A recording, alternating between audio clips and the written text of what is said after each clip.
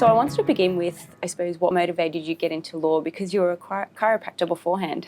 Yeah, and I was a chiropractor beforehand for many years, for 15 or 14 years, with some clinical years in that. I had always had a really good sense of right and wrong, and I guess those values were instilled from a really young age. I grew up in a really strict Italian family, and we always had a sense of what was right and what was wrong, and it was just a burning desire for me to explore that.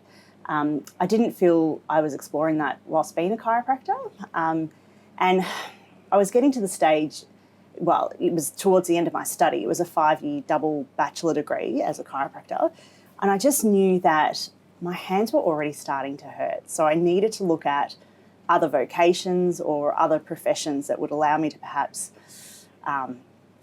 explore a longer working life for myself. And it just felt like law seemed to be that burning desire that I always wanted to do. Yeah.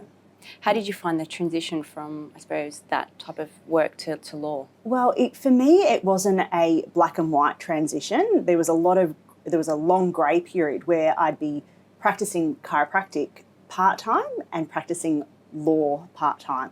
And I was fortunate to have jobs that allowed me to work part-time, which meant that by the end of the week, I was working 6 days a week full-time.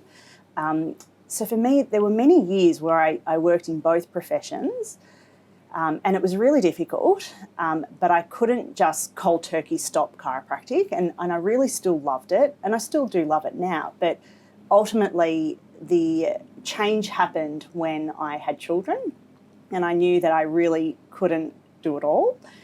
And I was knocking back really great legal opportunities.